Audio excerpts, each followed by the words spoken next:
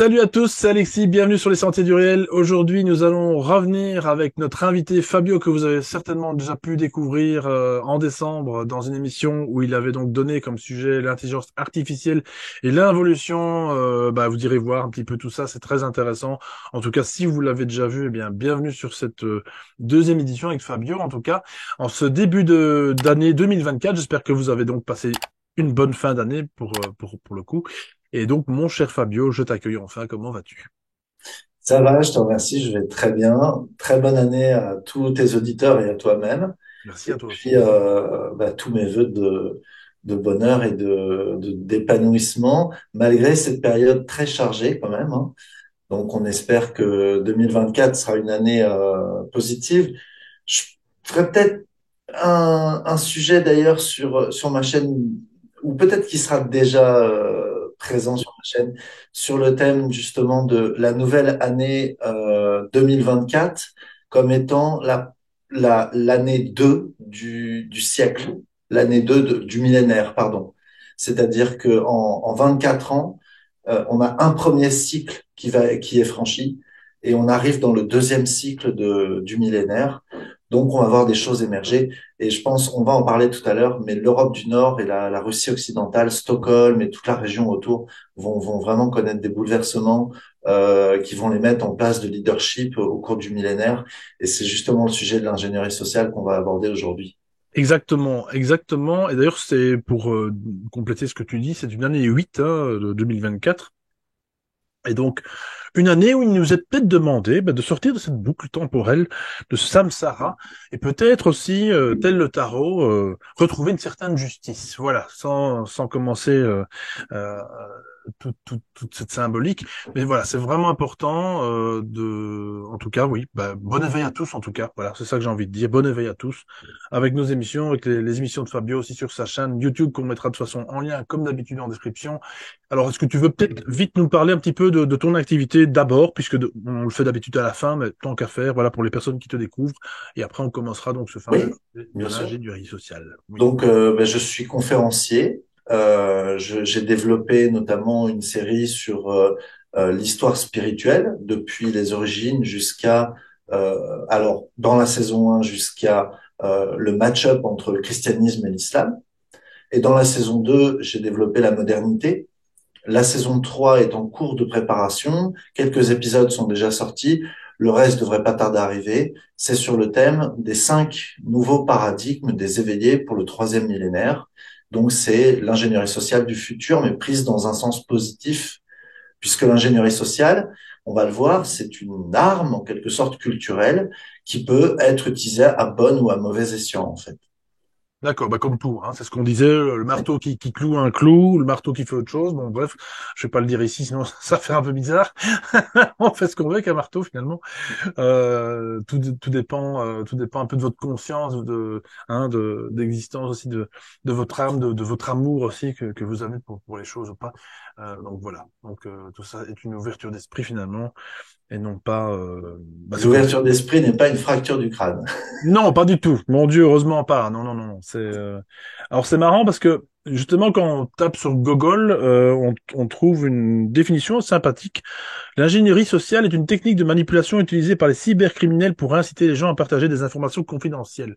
Donc c'est bien la preuve là qu'encore une fois, finalement tout ça est un programme. Pour revenir toujours à cette un peu de notion de Matrix, comme vous connaissez, si vous Oui, connaissez oui. un petit peu Mais la c'est chaîne. que Voilà. cette définition est totalement frauduleuse. Ben oui, Il absolument. faudrait ne pas répandre des informations cruciales, des informations stratégiques. C'est totalement frauduleux. Il s'agit pas du tout de ça. L'ingénierie sociale, c'est un système d'éducation qui vise à répandre dans une culture des éléments qui vont conditionner les individus, les acteurs, à un comportement dans lequel on pourra les manipuler, les manœuvrer et les faire agir et parfois créer une ingénierie sociale même qui puisse durer pendant plusieurs milliers d'années comme les religions l'ont constitué, que ce soit dans l'Antiquité avec le paganisme ou dans l'ère chrétienne avec les religions révélées. Donc on voit que ce sont des ingénieries sociales et l'ingénierie sociale donc c'est un mode éducatif, c'est-à-dire de préparation, de formation des esprits et c'est pas l'instruction, hein. L'instruction, c'est le savoir. L'éducation, c'est un formatage, c'est une normalisation des comportements et des connaissances. Et en normalisant les connaissances et en constituant les croyances qui vont être adhérées par le peuple, par les peuples, eh bien, on constitue non seulement une culture, mais aussi une intersubjectivité, hein, une subjectivité collective qui elle-même va servir de matrice idéologique pour entraîner une certaine attitude, un certain comportement, et on va appuyer sur tel ou tel passage de cette ingénierie sociale-là au moment opportun pour pouvoir déclencher tel ou tel comportement parce que ça correspond à quelque chose qui a été totalement intégré par la personne et auquel la personne s'est identifiée. C'est ce que je me Voilà. suis, oui, c'est ce que d'ailleurs je me suis toujours dit finalement, l'humain le plus heureux, c'est l'enfant loup, au final. C'est celui qui se forme par lui-même, qui apprend par lui-même. On ne naît pas au monde avec une idéologie politique, une idéologie religieuse, l'envie de fumer ou de boire de l'alcool, par exemple, ou j'en passe, les fameux 7 péchés capitaux de la Bible. On vient au monde avec, alors par contre avec une astrologie, un thème astral, ça c'est encore autre chose, mais n'empêche, c'est important. C'est quand même ça nous définit quand même pas mal de choses quand même aussi, mais ce n'est aucunement en tout cas dicté. Et je sais pas si c'est intéressant ce que je dis, mais c'est vrai que l'enfant loup, alors l'enfant loup, ou l'enfant, tout ce que vous voulez, hein, enfin celui qui arrive au monde finalement libre déjà d'emblée, qui lui va être, de toute façon, on le sait très bien, et c'est ça qui est ingénieux, c'est le cas de le dire, cette ingénierie sociale, c'est qu'elle elle formate tellement les peuples qu'elle formate en fait finalement par définition, elle se formate toute seule, puisque l'éducation, comme tu viens de le dire, que ce soit nationale ou même parentale, va faire que tel un virus, ça va se transmettre. Et en fait, sans se poser de questions aucune, le normal devient, enfin, la normale devient le normal. Et, et en fait, il n'y a plus personne qui arrive à sortir de cette prison finalement mentale. C'est pour Je ça. vais utiliser des gros mots culturels qu'on retrouve en philosophie.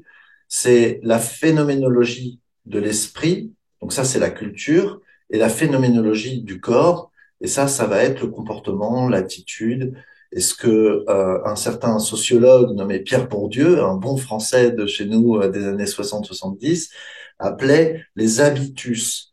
Les habitus, ce sont un petit peu comme on trouve dans le roman, le gothique, etc. Ce sont des façons de développer la culture qui sont propres à différents degrés de pratique. Par exemple, on retrouve le gothique aussi bien dans l'art, dans l'écriture, dans la calligraphie, que dans l'architecture, parce que ça correspond à une certaine vision du monde qui est transposable d'un art vers un autre, et donc d'une attitude vers une autre. Un habitus, c'est quoi? C'est rien d'autre qu'une habitude culturelle qui constitue un élément qui est un point de passage obligé de la pensée, une autoroute de la pensée, si on veut, et qui va du coup être le choix de la grande majorité des gens qui ne vont pas faire l'effort de supporter la moindre dissonance cognitive, c'est-à-dire la moindre, comment dire, la moindre découverte de quelque chose qui remettrait en cause le modèle et qui, donc, ils vont suivre le modèle complètement et développer des habitus, donc des limitations dans leur conduite qui va être déjà tracée sur cette autoroute de la pensée. Mhm. Ouais, ouais, mais on s'en rend compte chaque jour et à chaque moment, et c'est ce qu'on disait justement en antenne. En fait, ça a été tellement, tellement bien implémenté finalement dans la société et puis surtout chez l'humain, encore une fois, hein, parce que à part dresser un animal pour qu'il soit au cirque et qu'il fasse des numéros, on n'en est pas très loin avec l'humain. Lui, l'humain n'a pas besoin de faire de numéros, il le fait tout seul. En fait, c'est génial parce que c'est même plus difficile d'ailleurs de dresser un animal que de dresser un humain, quoi. Qui pour qui c'est vrai parce que on pourrait dire l'humain, oui, mais l'humain, il a le droit de parler, il a le droit de s'exprimer, voilà, tu le disais dans l'autre interview, l'autre émission, là où l'animal n'a pas de politique, l'homme, lui, par contre, peut être justement régi par tout ça, par sa Ouais. façon de penser, mais encore une fois, depuis tout petit, quoi, jusqu'à la fin, comme disait un certain chanteur. Mais donc voilà, c'est et les personnes n'arrivent même plus à se sortir de ce carcan, quoi. En fait, ils ne peuvent même pas s'imaginer qu'il y a d'autres sentiers, d'autres portes. Sauf Mm. si on s'instruit, sauf si on fait comme Fabio et qu'on lit beaucoup de livres et qu'on va aussi sur tous les sentiers spirituels, hein, c'est ce qu'on disait dans l'émission précédente, et faire des analogies avec ça. Quoi de mieux que de faire ses propres recherches, je le dirais à chaque fois, et de voilà de trouver encore que faire ses recherches, oui, mais en sortant aussi de sa zone de confort, parce que sinon, ce que beaucoup de gens font, et moi y compris, et ça j'ai maintenant compris aussi que sortir de cette zone de confort spirituel, ou en tout cas de connaissance, où on a la certitude d'être dans le vrai, eh bien, de temps en temps, aller vers votre faux, entre guillemets, ce chemin où vous n'iriez pas, parce que ça vous semble pas bon. Ben, en fait, allez-y. Allez-y et testez, vous verrez. C'est tout. C'est pas, En voilà. fait, on peut dire que quelque part, cette ingénierie sociale, elle a façonné pour nous un masque. On on a acheté ce masque, hein, on l'a échangé par consentement avec notre âme. Et ce masque, on le confond avec notre âme, on le confond avec notre être véritable. Et donc, on s'identifie à ce masque, alors que ce masque n'est pas notre véritable visage. Et voilà comme on pourrait résumer en quelque sorte l'ingénierie sociale par une métaphore. C'est ça. C'est que, donc, quelque part, alors c'est pas une question ici que je te pose, Fabio, bien sûr, mais ce serait beaucoup trop long, mais puisqu'on dit puisque l'histoire nous dit, en tout cas, alors l'histoire peut-être pas forcément officielle, nous dit qu'il y a eu plusieurs, quelque part, plusieurs déluges, tu sais, plusieurs catastrophes, on va dire naturelles ou pas naturelles. Et Ah, il y a eu aussi également plusieurs humanités, ouais. pour ma part. Et donc voilà, je pense que rien que ça veut déjà bien dire que nous sommes déjà une humanité bien formatée, industrielle, hein, on peut carrément dire ça. Elle est industrielle, nous sommes juste que des fourmis, comme dirait Steve Jobs, n'est-ce pas? En tout cas, dans sa société, c'est ce qu'il disait de ses employés, que c'était juste des fourmis. Mais non, en fait, ça allait bien au-delà de la société d'Apple. C'est toute l'humanité qui sont des fourmis. Il y a qu'à voir comment fonctionnent les fourmis. C'est exactement ça, quoi. Ouais. Enfin, bref. Et effectivement, il y a eu une autre humanité avant le déluge, les Caïnites, hein, les descendants de Caïn, qui ont été éradiqués par le déluge. Mais ça, on entre dans le mythe et l'ingénierie sociale. Donc, on ne sait pas en réalité. Voilà, on peut être croyant et considérer que ce sont des paraboles, que c'est un message qui est avant tout délivré de nous préparer. Et pour ça, il faut comprendre qu'il s'agit d'une dimension superlative de quelque chose qui appartenait à l'époque. Quand on se place à Sumer, à Akkad, en Assyro-Babylonie, on constate quoi? On constate que à l'époque, tout tourne autour de l'eau. La civilisation entière est tournée autour de l'eau. L'eau comme la première ressource qui permet l'irrigation, qui permet les champs qui permettent la nourriture, des bêtes également, et donc la nourriture végétale et la nourriture animale. Tout est basé sur l'eau. Donc les cités de Sumer et d'Akkad vont s'installer sur les bords du Nil, du Tigre et de l'Euphrate, autant pour moi, du Tigre et de l'Euphrate, donc en Mésopotamie. Et c'est là où on va voir émerger le premier récit du déluge, hein, celui qui fait d'Abrahazis le survivant, hein, du déluge, qui est le Noé finalement avant l'heure dans les tablettes sumériennes. Il y a également un autre récit très important dans ou du moins un mythe très important dans la civilisation assyro-babylonienne, c'est le mythe du jardin. Il y avait une tradition chez eux qui doit sans doute remonter à Sumer et Akkad dans un premier temps, d'aller chercher les plantes qui avaient été découvertes aux quatre coins du monde découvert, que ce soit par la civilisation elle-même ou par tous les nomades qui passaient par cette civilisation pour commercer et pour voyager. Et toutes ces plantes étaient rassemblées dans des jardins de plaisance, paradeisos. Donc, on parle bien d'un jardin, quelque chose de délimité, quelque chose qui a un pourtour. Il ne s'agit pas d'un champ ou d'une forêt. Il s'agit bien d'un jardin. Donc c'est quelque chose qui est délimité. Et dans cet espace, on réunissait donc plusieurs choses. D'abord, le côté botanique, toutes les plantes qu'on avait découvertes partout. Donc c'était une espèce d'arche des arbres en quelque sorte. De toutes sortes, avec des fruits de toutes sortes.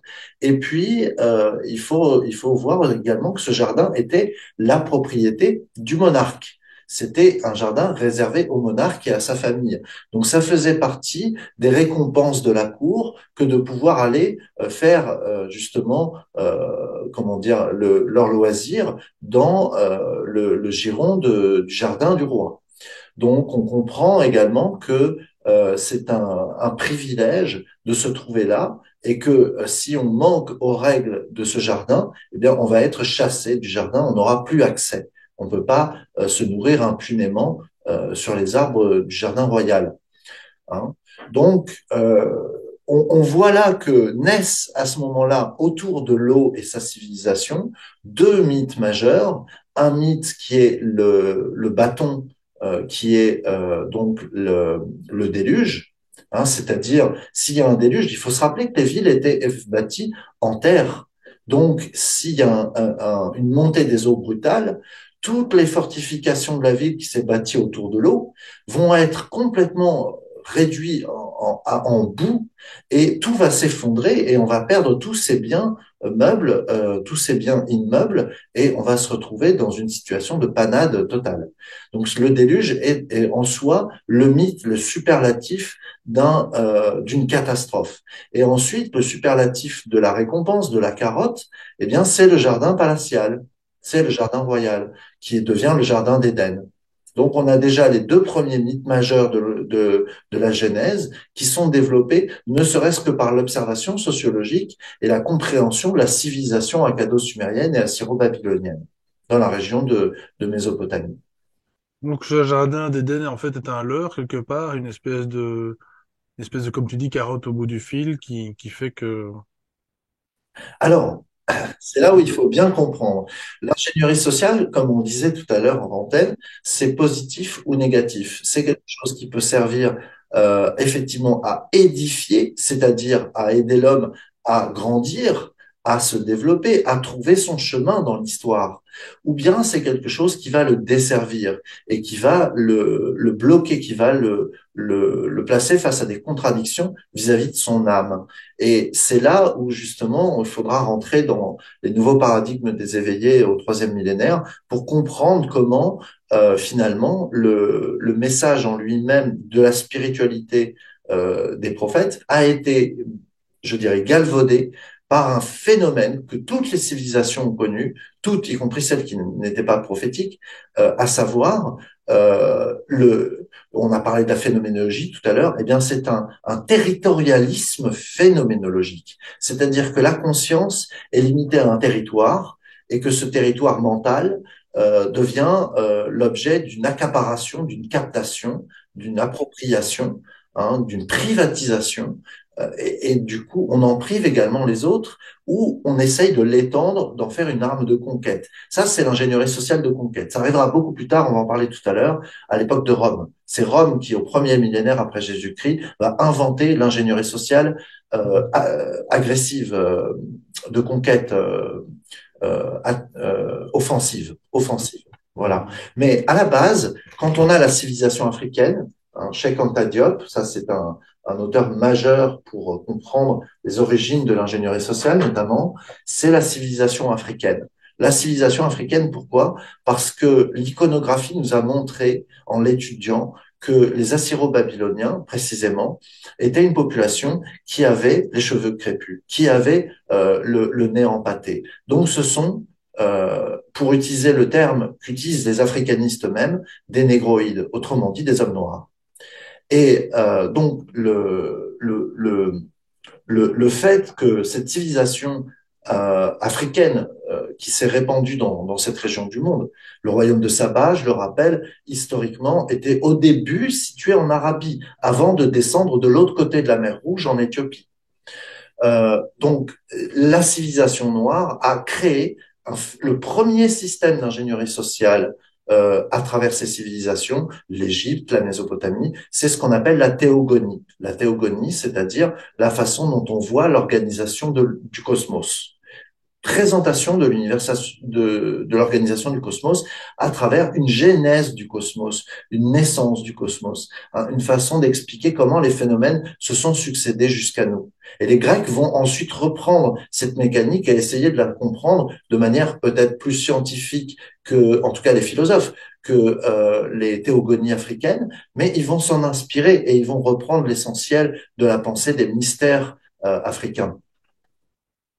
Ouais, donc, comme tu dis, effectivement, là, c'est de l'éducation, enfin, là, c'est une éducation positive puisque ça aide effectivement à l'émancipation, finalement, de chaque être humain, en tout cas, qui comprend aussi toute cette éducation, toute cette connaissance, parce qu'il faut quand même savoir la digérer exactement comme on fait maintenant, hein, avec un tas de sujets.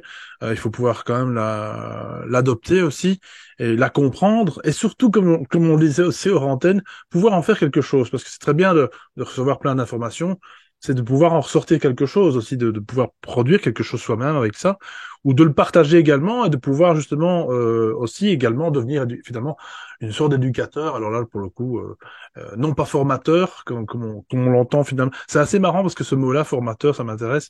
Tu sais bien, les formations, les formateurs, les formatrices, ça formate exactement comme en informatique, exactement. On formate, on efface et Ouais. on fait un reset. Enfin bref. Donc voilà, mais pour en revenir à ça, donc là, c'est pour le coup une ingénierie sociale positive, puisque elle Et permet défensive. et défensive, Défensive. exactement, puisque la connaissance aussi, comme on le sait très bien, Elle euh, préserve en fait le savoir. ah, Ouais. complètement, oui, oui, oui. Ouais. Alors, je suppose qu'elle n'était pas donnée non plus, forcément, voilà, à tout le monde comme ça, mais en tout cas, il y avait sans doute des élus au sein d'un peuple qui pouvaient recevoir C'est cette venu connaissance. progressivement, disons. Dans un premier temps, les cités de Sumer vont déterminer chacune leur dieu majeur, voire leur dieu unique parfois, ou leur déesse d'ailleurs. Inanna, Apsu, euh, Enki, Enlil. Et progressivement, lorsque les cités vont s'unifier après Sargon d'Akkad, lorsque les cités vont s'unifier et vont commencer à constituer un véritable royaume ou empire, eh bien, les dieux polyades, c'est-à-dire les dieux des cités en question, vont être placés dans des listes. On va constituer une liste. Puis cette liste, avec le temps long, va devenir une généalogie. Et à partir de cette généalogie, on va construire un mythe qui va organiser la place de chaque cité sur le plan ontologique, sur le plan du concept même qu'elle occupe dans le champ de conscience. Donc, c'est là où on va attribuer des attributs, justement, des particularités, des qualités, des propriétés particulières aux dieux du Panthéon. C'est là où on les distingue par rapport à des attributs. Et il va se passer la même chose en Égypte sur le Nil. Donc, on a, selon les cités où on est, différentes théogonies, c'est-à-dire différentes organisations et modèles de genèse du monde, qui dépendent de l'école dans laquelle on a un point de référence. Donc, par exemple, on va trouver à Babylone un mythe qui s'organise autour de Marduk, qui est présenté comme le fils de un tel, le petit-fils de un tel, et qui, du coup, lui, a en charge de combattre les ennemis, donc qui sont dans un autre camp, qui représentent un autre peuple, un autre danger. Et au final, la tour d'Etemenenki à Babylone, la tour de son temple à Marduk, c'est une sorte de Mont Saint-Michel, puisqu'il affronte le dragon Tiamat, issu de la divinité Apsu qui représente les eaux primordiales, et donc l'océan également. Et donc cette victoire contre le dragon, on nous dit il va séparer Tiamat en deux et il va en faire les eaux d'en haut et les eaux d'en bas. Et donc ça rejoint la création telle qu'elle est décrite dans la Genèse de la Bible. En fait, la Genèse biblique, elle est l'exemple de l'ingénierie sociale archaïque formée au contact géopolitique entre l'ensemble égyptien et l'ensemble mésopotamien. Et historiquement, c'est une zone extrêmement intéressante et pertinente au niveau géopolitique parce que c'est le seul point de passage à cause des déserts entre ces deux régions extrêmement fertiles des premières civilisations. Et c'est dans cette région qu'on va situer la frontière durable entre les empires occidentaux et les empires continentaux du Moyen-Orient. C'est-à-dire qu'on aura par la suite les Perses qui vont s'installer en Mésopotamie, et face à eux, on va voir les Grecs et les Romains qui vont s'unifier à tel point qu'ils appelleront la Méditerranée Mare Nostrum, notre mer. Bon, ça a été après le long conflit avec Carthage, qui a joué un rôle majeur également dans l'unification du territoire méditerranéen. Les Grecs également, qui étaient installés dans le sud de la botte italienne et en Sicile. Donc, on voit que tout, et en Turquie actuelle, donc l'Anatolie, tout ça montre qu'il y a une tentative d'unification qui se fait par les peuples qui sont de plus en plus forts et de plus en plus influents. Et donc, cette unification va se faire par Rome en Méditerranée et par la Perse jusqu'aux frontières de l'Inde, donc en Orient. Et c'est toujours cette zone autour du Jourdain, dans l'actuel territoire qui concerne la Syrie, le Liban, Israël, qu'on retrouve la zone sismique de tension entre les empires. Et là, c'est déjà donc la base qui est en train de se construire sur ce qu'on finalement sur ce qu'on connaît aujourd'hui quelque part. Oui, tout C'est à déjà fait. voilà, toute cette ingénierie sociale qui nous contrôle actuellement. Toutes ces bases prend son ampleur à ce moment-là, quoi, dans ces périodes-là plus ou moins, Et dans cette région et en dans cette région particulier, en qui va particulier. avoir l'influence qu'on lui connaît sur Ouais. le reste du monde, avec le christianisme et l'islam notamment. Donc quelque part, sans rentrer dans le détail, parce que de toute façon, on sait très bien ce que sont ces guerres. Hein, finalement, c'est juste encore une fois des petits jeux de plateau avec lesquels ils jouent euh, pour de la souffrance gratuite et qui payent apparemment. Euh, c'est que finalement, c'est assez marrant que toutes ces guerres symboliquement sont faites sur ces terres-là. Tu vois ce que je veux dire? C'est toujours un peu Oui, oui. quelque part, il y a un rappel à l'histoire, à leur histoire, j'ai envie de dire, parce que là, pour le coup, c'est leur histoire, c'est pas l'histoire de l'humanité. C'est ça qui est intéressant, c'est que, enfin, intéressant, c'est que c'est leur histoire à eux, les mêmes qui sont là, hein, donc les mêmes familles, les mêmes descendants. Et pour rappel, voilà, on vous montre un petit peu finalement notre berceau, mais la guerre doit se faire là, apparemment, comme des rituels. Enfin bref. Parce Euh, que les Romains et les Perses sentent de part et d'autre que il faut unifier le monde. Hein, c'est le fameux rêve qu'on trouve dans le film de Hero, le rêve de Qin Shi Huangdi, le fondateur de l'Empire chinois, l'unification du monde. C'est encore une fois étendre de manière agressive cette phénoménologie culturelle. Mais l'idée, c'est que cette unification du monde connu ne peut se faire qu'au centre du monde connu, là où se situe la frontière, là où se situe le point de passage entre l'espace méditerranéen et l'espace moyen-oriental. Et c'est pour ça que cette région est perçue dès le départ comme étant géostratégique, c'est-à-dire qu'elle a les qualités nécessaires pour être le lieu d'émergence d'un pouvoir entre guillemets mondial dans la conception qu'avaient les antiques.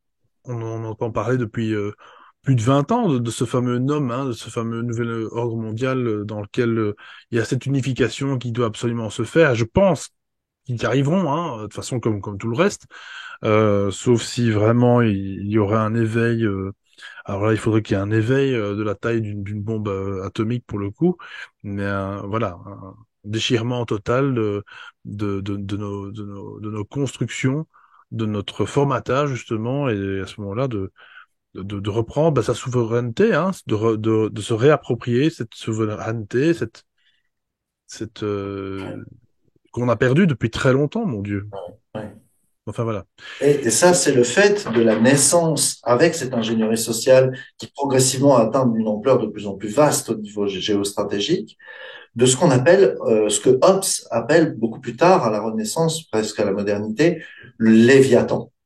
Le Léviathan, c'est la force étatique qui se pose sur l'ingénierie sociale de la culture et qui, fort de cette culture, vole le consentement à la population et devient en lui-même une force autonome que on appelle chevaucher le tigre, le fait de continuer à prendre les rênes de ce Léviathan pour commencer à gouverner à travers l'utilisation de ce Léviathan. Mais ce Léviathan est une force autonome qui est plus forte que les individus, plus forte que les présidents, et qui est peut-être ce qu'on appelle la bête, tout simplement, dans l'Apocalypse. Alors, on va venir à cet apocalypse progressivement. D'abord, il va falloir qu'on étudie un petit peu l'évolution du judaïsme, du christianisme, de l'islam, et ensuite on verra la suite. Pour le judaïsme, qu'est-ce qu'on constate après ces premiers mythes? C'est l'inversion du cataclysme, hein, le déluge, avec l'eau qui s'ouvre sur la mer Rouge. Et donc, on inverse le cataclysme et on s'identifie à quoi maintenant? À la loi de la Torah. Donc, cette identification à la loi, elle devient un processus par lequel on peut inverser le cataclysme. Pourquoi? Parce que c'est dans la culture populaire des premiers peuples du monde, il y avait cette notion de don contre don. Le don contre don, c'est une relation dans laquelle les populations, les unes vis-à-vis des autres, devaient faire un don plutôt qu'un marchandage, plutôt qu'un troc. Ils devaient apporter un don de leur plein gré à une autre population, et l'autre population, pour marquer et sceller l'amitié, l'alliance, devait apporter un contre-don qui devait être au moins d'un niveau égal au niveau du premier don effectué. Euh, par un en utilité, bien sûr, en utilité pour la population concernée. Euh, et ça, c'est très important. C'est pour ça qu'on dit payer au centuple, etc. Toutes ces expressions qu'on trouve dans les textes anciens. Or, dans cette philosophie du don contre don, on va imaginer que Dieu fonctionne comme ça et que si on lui donne, si on donne au Dieu, ou au Dieu au pluriel peut-être si on est païen, si on donne au Dieu ce qui est le meilleur de ce qu'on a, hein, comme Abel, eh bien, il va nous rendre en échange ce qui est meilleur pour nous. Donc, cette ingénierie sociale vise à utiliser l'esprit logique de l'homme dans sa relation de mammifère humain avec l'autre être humain. Et dans cette logique de générosité partagée, il va situer la relation également verticale entre l'homme et la puissance divine, qui doit fonctionner de la même manière. On retrouvera des analogies vis-à-vis des choses de caractère humain, également avec le Nouveau Testament, avec la notion de père et de fils, qui correspond également à une analogie qui anthropomorphise Dieu dans une certaine mesure, mais qui, de cette façon-là, le rend intelligible, accessible. Alors, par la suite, on a quoi? On a la recherche de la juste théologie. Donc, et en Orient, avec le bouddhisme, on va avoir la recherche de la juste voie, ou avec le taoïsme. Donc, on a toujours cette recherche du chemin. Dans cette recherche du chemin, à un moment donné, on a Zarathustra qui arrive. Et Zarathustra, c'est même avant Moïse, hein, apporte les grands principes qui fondent Ahura Mazda, c'est-à-dire c'est la sagesse existentielle, l'existence menée avec sagesse. Et cette existence menée à sagesse, il en fait une divinité, Ahura Mazda. Ahura Mazda n'a pas d'ennemi. La seule limitation qu'il peut avoir, c'est l'entropie. L'entropie, c'est-à-dire, c'est lorsque l'énergie se perd, se gaspille, devient chaotique et finit par mourir. Donc c'est là que se situe le mal, Andra Magno, dans l'entropie. Mais en soi, ce n'est pas une conception philosophique ni théologique, ce mal. C'est juste le constat de l'épuisement, de la force, de la source vive de la vie. Et cette force de vive de la vie qui est menée avec sagesse, elle est constituée notamment de la justesse, de la pensée juste, de la parole juste et de l'action juste. Et ensuite, il rajoute également un autre attribut qui est ce qu'on appelle la spenta armaiti. Spenta armaiti, c'est la sérénité. Et en même temps, cette sérénité, elle est le signe d'une terre féconde. Elle est le signe d'une culture qui prospère. Elle est le signe d'une terre qui donne son fruit.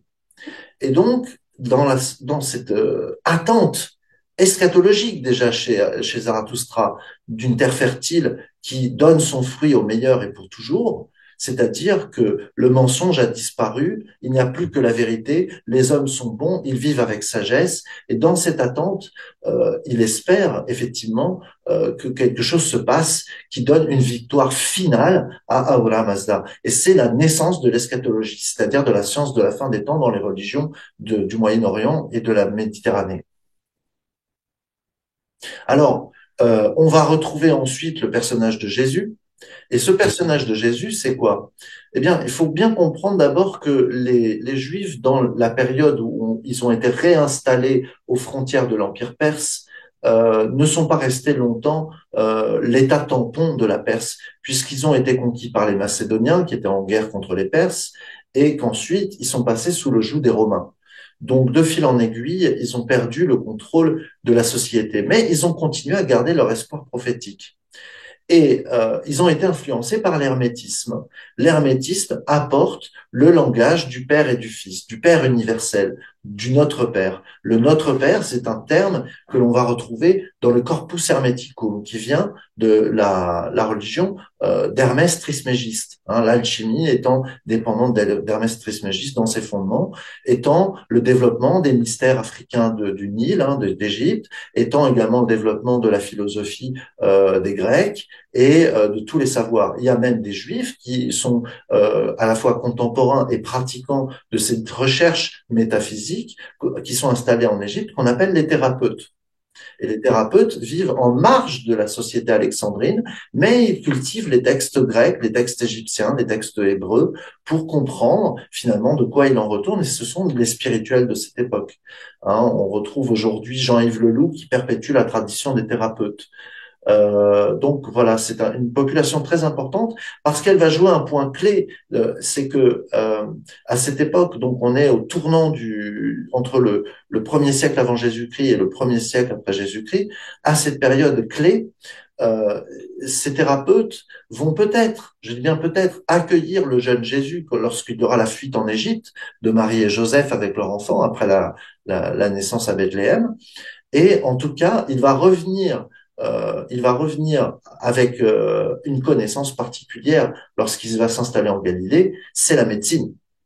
Une médecine qui est considérée comme un miracle pour les habitants du Cru qui ne connaissent pas toutes ces techniques qu'il va employer. Mais lui, il a été équipé par une connaissance qui est à la fois ésotérique et exotérique à travers un enseignement hermétique et en même temps dans le plus pur judaïsme. Donc c'est pour ça qu'il va importer à la fois le langage du Père et du Fils, mais aussi la science des miracles, c'est-à-dire d'une médecine tout à fait incroyable, qui est peut-être basée en partie sur l'hypnose, mais pas seulement, les plantes, toutes sortes de pratiques qui lui permettent de faire des choses absolument merveilleuses. Et il est un gnostique juif à l'époque. C'est-à-dire, il fait partie de ceux qui considèrent qu'il y a un enseignement caché qu'il faut dévoiler, qu'il est temps de partager. Et lui ne va pas faire comme Simon le magicien qui va lui succéder et fonder la gnose chrétienne. Lui, il est dans une gnose juive où il n'y a pas d'initiation. Il ne fait pas d'initié. Il enseigne, il transmet à tous. Voilà. Et par la suite, on va avoir quelque chose qui va se passer, qui va montrer le conflit avec les Romains. Les Romains, les Romains ont un culte à l'empereur. L'empereur, depuis Auguste, est appelé fils de Dieu. Et lorsqu'il meurt, lorsqu'il monte au ciel dans les croyances romaines, aux Champs-Élyséens, eh bien, à l'Élyséeum, il devient lui-même Dieu. Donc, cela pose un énorme problème au judaïsme. Et comment Jean, de l'évangile de Jean, va résoudre le problème? Il va dire que Jésus est le Fils unique de Dieu. Et donc, il détrône tous les empereurs définitivement de leur titre et de leur culte.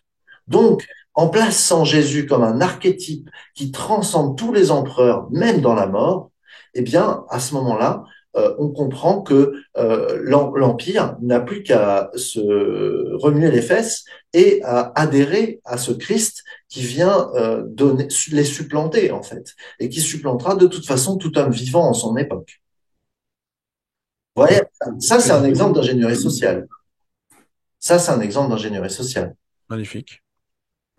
Et on connaît la suite, hein, puisque finalement c'est assez marrant parce que c'est un copier-coller avec ce qu'on pourrait trouver maintenant. Hein, t'aurais quelqu'un qui regarde Coluche, hein, regarde ce qu'ils en ont fait. Ça a été quelqu'un qui a défié les empereurs, on pourrait dire ça comme ça. Hein. Ouais. Ils l'ont assassiné comme comme Jésus et pour justement dire non non non, on est là nous. Et 30 ans après, on en parle encore. Tu vois, je veux dire, et oui, ou 2000 ans après, enfin, peu Oui, oui. importe. C'est la même analogie, chaque fois, c'est des copier-coller, en fait. C'est vraiment, et il n'y a pas eu de Coluche, hein, mon Dieu, ça c'est un exemple, voilà, comme ça, comme tant d'autres qui, d'ailleurs, n'étaient pas, d'ailleurs, ne fonctionnaient que pour la France, ou en tout cas, voilà, ou les pays à côté, la Belgique, on se comprend.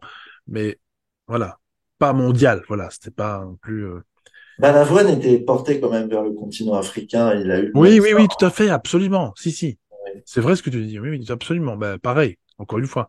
Alors, quand on voit cette transition par le christianisme qui vole la vedette à l'Empire romain et à ses empereurs, on comprend qu'après, les papes de Rome, hein, les évêques de Rome, qui se sont appuyés sur seulement 3 versets pour justifier leur autorité, hein, c'est nul. Euh, eh bien, cette autorité, ils vont ensuite la perpétrer en organisant cette ingénierie sociale défensive qu'on a vu avec la théogonie africaine et noire en général des origines.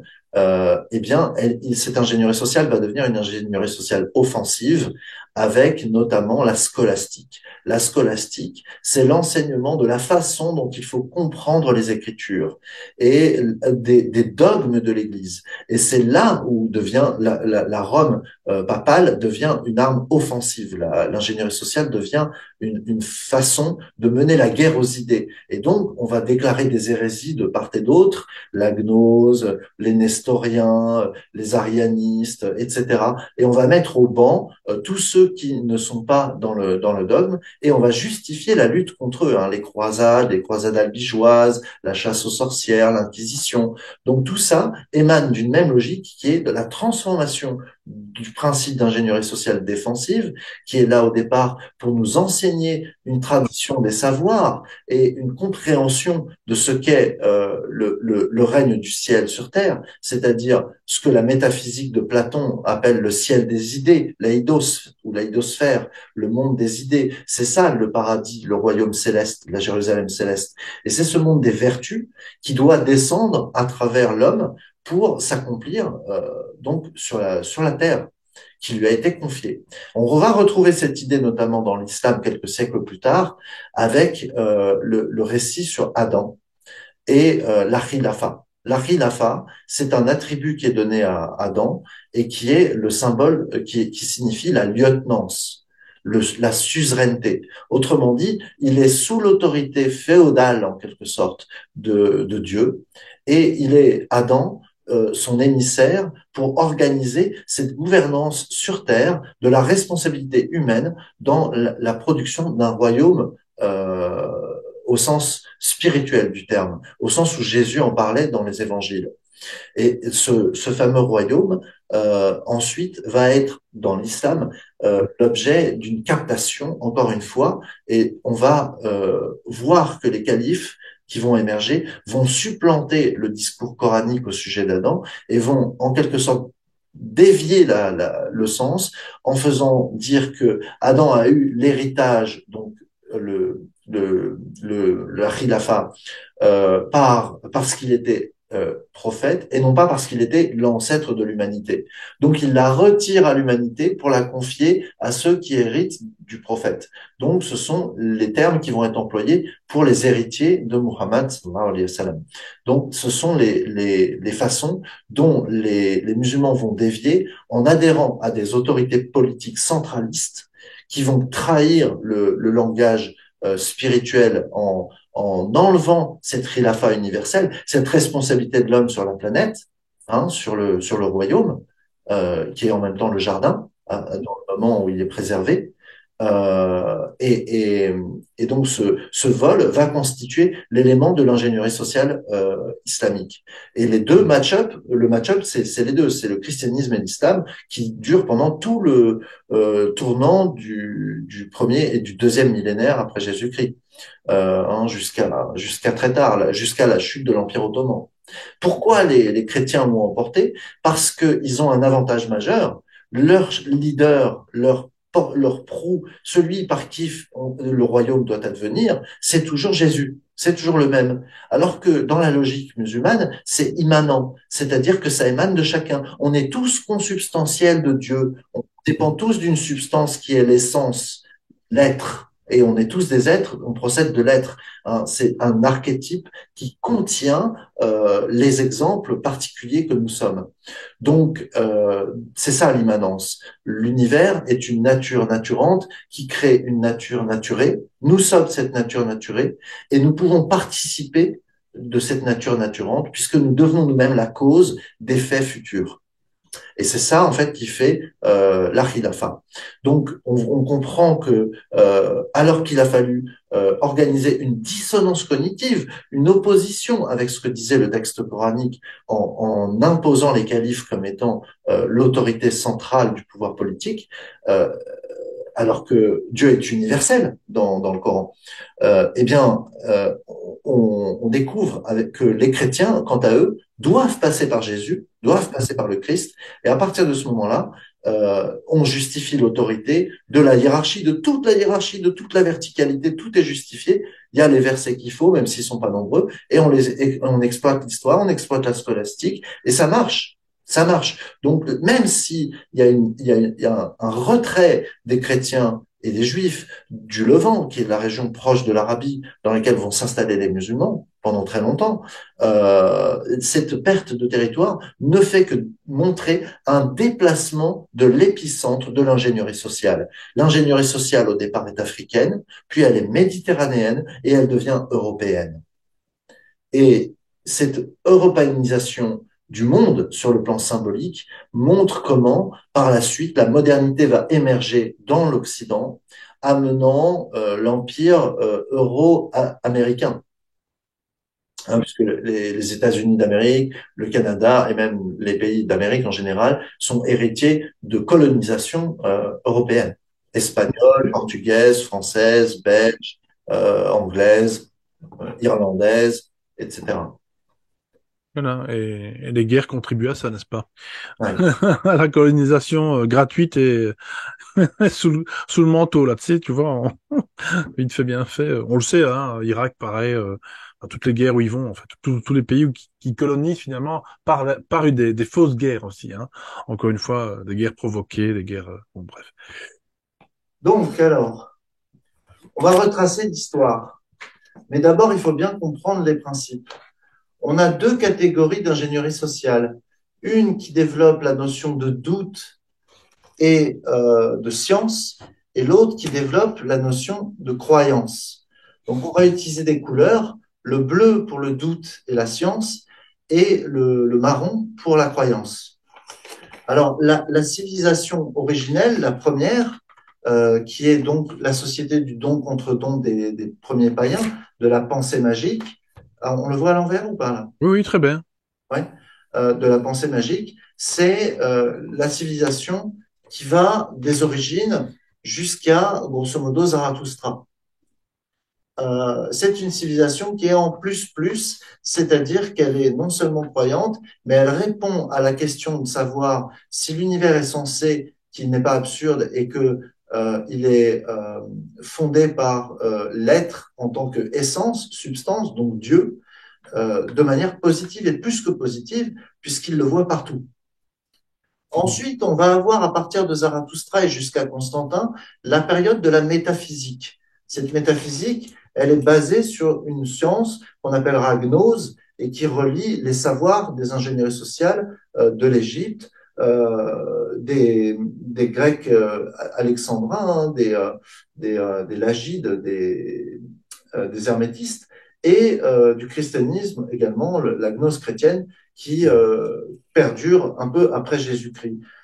Cette période Donc, on est rentré dans la notion de transcendance, c'est-à-dire un Dieu qui vient d'un monde étranger, mais qui vient influencer des miracles l'histoire des peuples et qui intervient dans l'histoire des peuples. Donc, on est passé des dieux et déesses au syncrétisme avec l'hermétisme et on va arriver au monomythe, c'est-à-dire à la religion révélée, qui, elle, est basée sur le légalisme et la foi. Et ça, c'est entre Constantin et, grosso modo, l'habeas corpus et la Révolution de 1789, donc la Renaissance. Donc là, on va voir que l'attitude va encore changer. On était dans la scolastique qui est en plus, alors que le doute et la science des gnostiques étaient de dire oui, il y a un ordre positif, mais nous sommes quand même dans le doute et la recherche. Là, on est dans l'affirmation avec la scolastique, hein, l'ingénierie sociale offensive. Ensuite, on va avoir la modernité qui va apparaître, et cette modernité, elle va se situer pour la première fois de l'histoire en moins au niveau de sa croyance en Dieu. Hein. Elle va remettre en question Dieu et elle va dire, mais nous sommes dans le doute. Donc la logique, c'est celle de l'agnosie ou l'agnosticisme et de l'humanisme, c'est-à-dire privilégier une civilisation qui soit une ergonomie, qui soit quelque chose qui soit confortable pour l'homme, une zone de confort pour l'homme. Hein. On reprend d'ailleurs des conceptions de l'époque de la gnose, un certain Vitruve qui disait l'homme est la mesure de toute chose. Et ce terme va être repris par Nietzsche également par la suite. On a la pensée de Spinoza également qui apparaît à cette époque avec l'immanence. C'est-à-dire qu'on met fin au processus de la transcendance qui nous dit Dieu intervient d'ailleurs et on commence à nous dire que Dieu n'est autre que l'être authentique de l'univers. Donc là, c'est la pensée de Spinoza. Et puis, tout ceci dure jusqu'à la crise pétrolière des années 70 du XXe siècle, où là, on a un phénomène majeur qui est ce qu'on pourrait appeler le postmodernisme, hein, qui se marque notamment par le fait que on va considérer qu'il faut lutter radicalement contre Dieu, hein, l'athéisme radical, et que le monde n'a pas de substance, c'est le néant. Ça va donner une philosophie de l'absurdisme, c'est-à-dire que rien n'a de sens, rien n'est vrai, tout n'est que vérité subjective, c'est le relativisme absolu, si vous voulez. Et ce relativisme absolu, eh bien, il va caractériser la naissance d'un courant de pensée qui va le définir comme étant sa doctrine, qui est le satanisme. Voilà. Donc, cette ingénierie sociale postmoderne a ses propres fragilités elle-même, puisque cette ingénierie sociale postmoderne, ah, je me suis trompé de bouton, affiché, intervenant, voilà. Cette ingénierie sociale postmoderne, elle ne peut pas aller très loin au sens où elle ignore totalement la métaphysique des vertus et donc elle n'a plus de base pour pouvoir fonder sa politique et même de fonder en raison la pratique d'un comportement salvateur et civilisationnel. Donc c'est une civilisation qui en elle-même, par ses valeurs, par son ingénierie sociale, est décliniste et c'est pour ça qu'elle périclite. Alors, on pourrait même faire une analogie avec la bête de l'Apocalypse, puisqu'on dit que la bête est blessée, mais qu'elle survit et qu'elle revit. Hein. Eh bien, on peut avoir ça comme exemple en comprenant que la bête, c'est précisément ce léviathan de fausses valeurs qu'on avait dans la Rome antique, avec déjà un wokisme en quelque sorte à l'époque. Et on retrouve ça aujourd'hui. Donc on nous dit, vous voyez, on en est encore là aujourd'hui. Donc ça montre que le péché du monde n'a pas été retiré. Hein. Jésus enlève le péché du monde. L'agneau enlève le péché du monde. Et cette phrase nous dit que donc le péché du monde n'est plus, en théorie, à partir du moment où on adhère en Christ. Or, on voit que le monde ne va pas du tout dans ce sens-là. Tout le monde est pécheur. Donc on dit, vous voyez, la bête revit. Elle est toujours là. Et donc, le travail apocalyptique n'est pas fini. L'eschatologie attendue par Zarathustra attend encore son heure. Et ensuite vient une nouvelle ingénierie sociale qui est celle de la ruse dans la ruse, de la poupée gigogne, qui est celle de dire on va utiliser la conception que les peuples ont de la fin des temps pour les dresser les uns contre les autres et organiser une guerre qui nous permettra de d'écouler nos armes et de rebâtir derrière, de reconstruire derrière, tout en implantant nos sociétés et notre puissance. Voilà. détruire, reconstruire, ça c'est leur vraiment leur, la base, hein, leur base à eux en tout cas, et surtout ce que tu disais était intéressant par rapport à je pense que on peut observer aussi, tu évoquais le wokisme par exemple.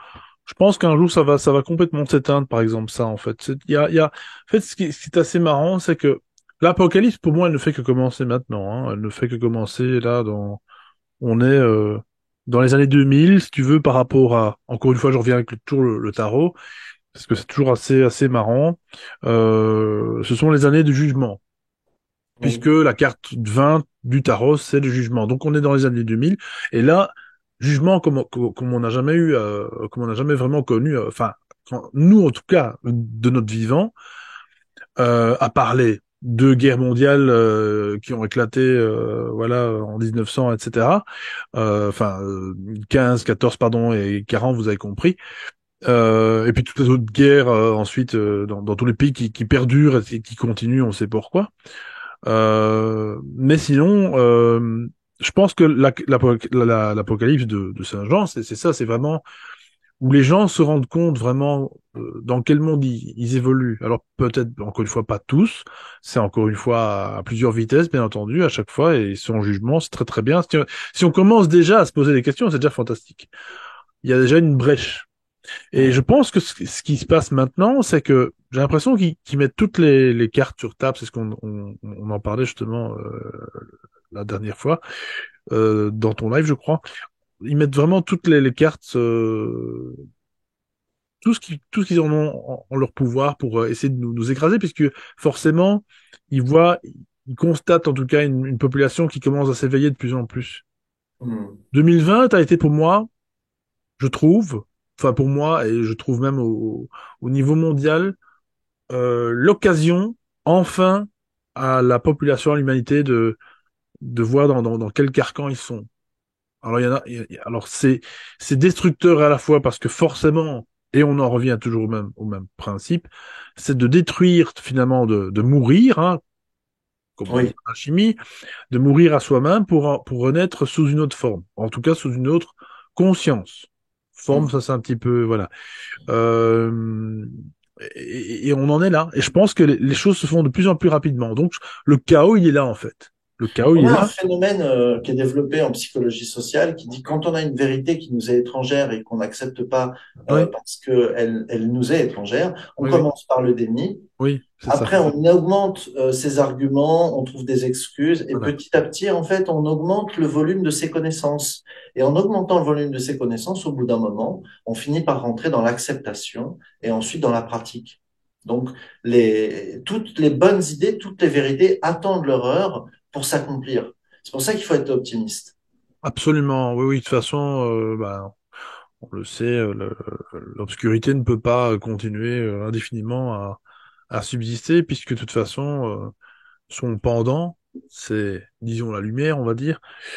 Et elles ne peuvent pas coexister seules finalement quelque part. Elles sont liées intimement quelque part. Donc voilà.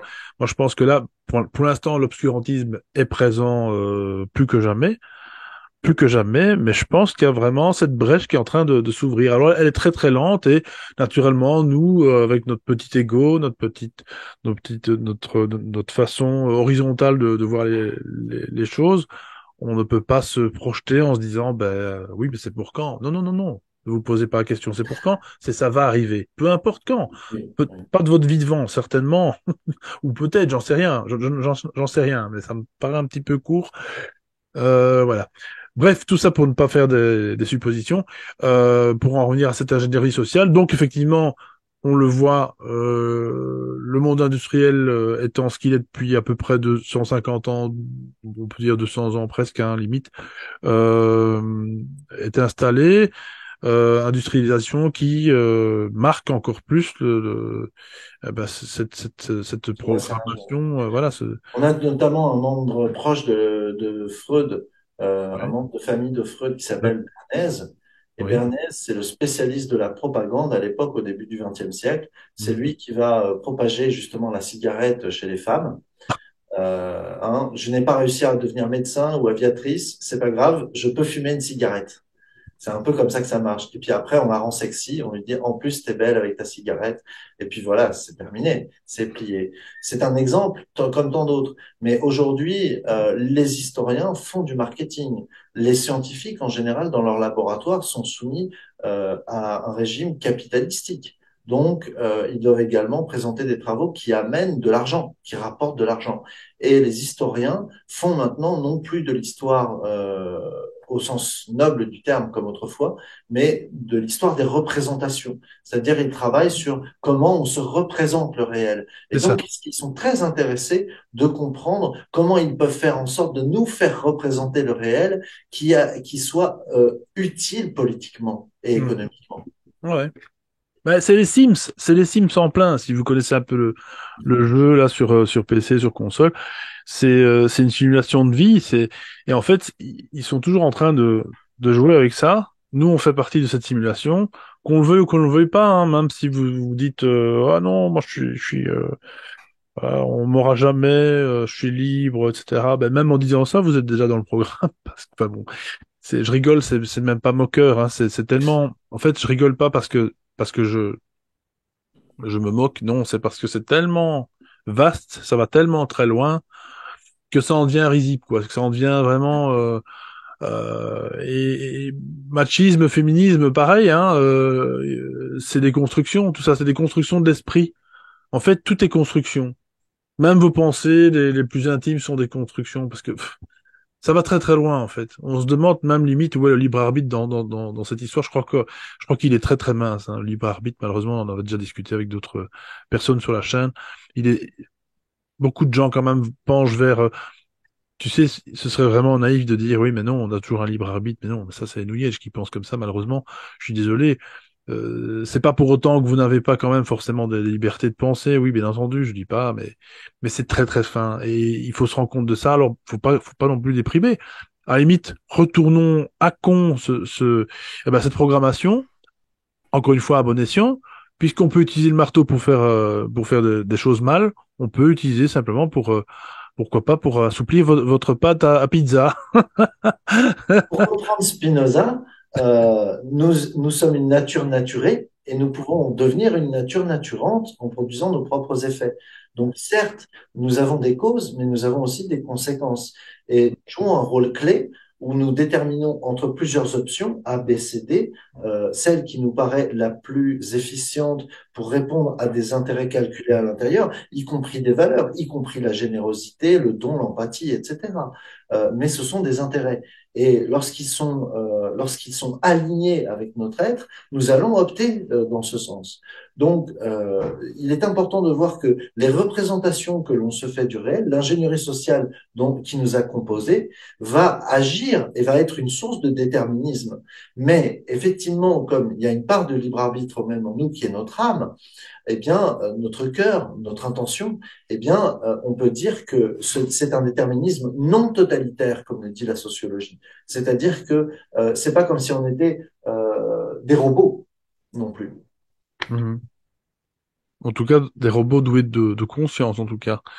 Nous sommes déjà des intelligences artificielles plus. Hein, je veux dire, limite, quand même. Pour certains, non, peut-être pas, mais enfin, voilà. Mais Là, voilà. on touche au nouveau paradigme de la du troisième millénaire, c'est justement l'intelligence évolutive.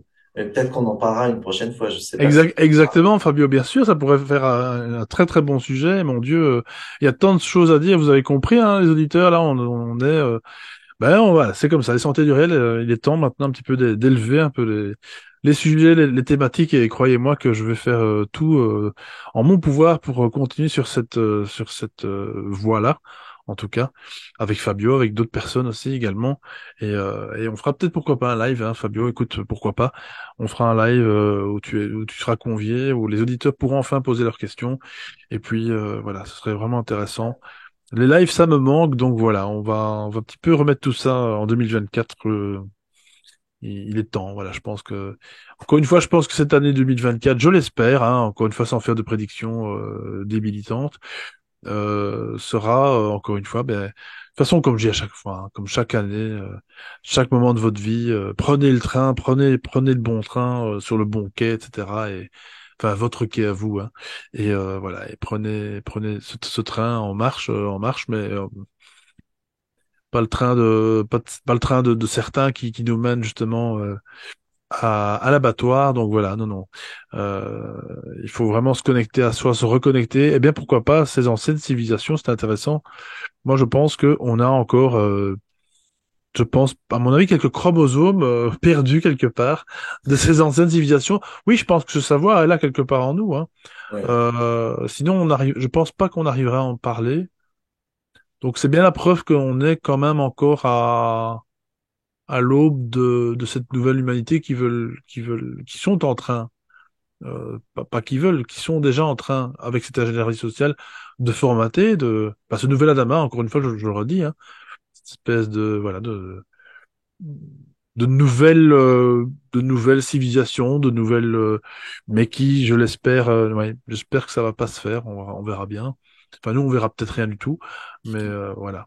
Euh, c'est le temps long qui décidera, hein. c'est le temps long qui décidera exactement, mais nous sommes peut-être là en train de semer ces fameuses graines qui deviendront des séquoias de la vérité demain et puis qui seront là pour rappeler que des gens se sont, disons, battus spirituellement.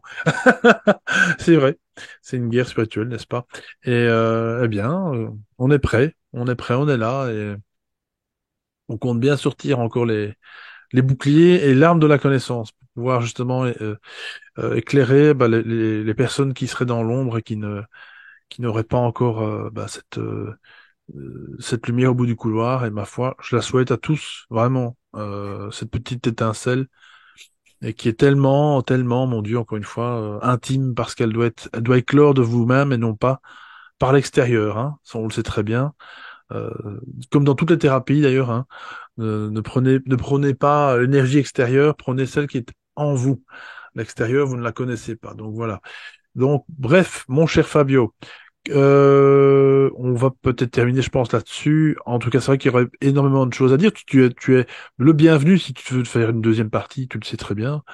Et parce En que tout cas, si vous voulez un oui, développement plus poussé oui, de cette présentation, je vous invite à aller sur Histoire et Conscience, hein, ma oui, chaîne. voilà, magnifique. Sur Histoire et Conscience, vous allez trouver les 3 saisons de l'histoire spirituelle. Oui, voilà. Donc, vous avez beaucoup de matière. Et la saison 2, je peux vous dire que le niveau va monter brutalement.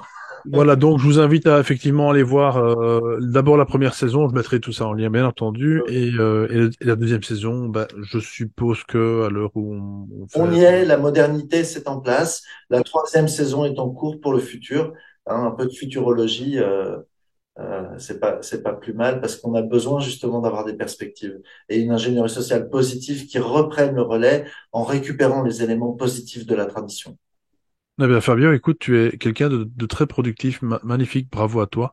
Félicitations, parce que c'est quand même beaucoup de boulot, hein. Encore une fois, vous abonner à sa chaîne pour le motiver aussi à continuer à participer à ces lives, à ces directs, hein. Tu en fais aussi de temps en temps, je crois, hein, Fabio.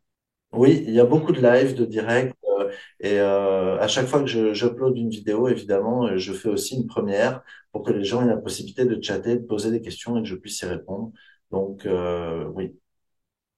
Faisons comme ces personnes cette image que tu as créée justement en intelligence artificielle que tu m'as prêtée pour l'émission. Faisons comme ces gens-là. Réunissons-nous. Je souhaite tellement revoir ça, tu vois, Oui. euh, de pouvoir se réunir hors Internet. Mm. Et mon Dieu, voilà, ce serait vraiment tellement génial que les gens commencent à faire des petits groupes, mais des petits groupes dans leur région, hein, il faut pas aller loin.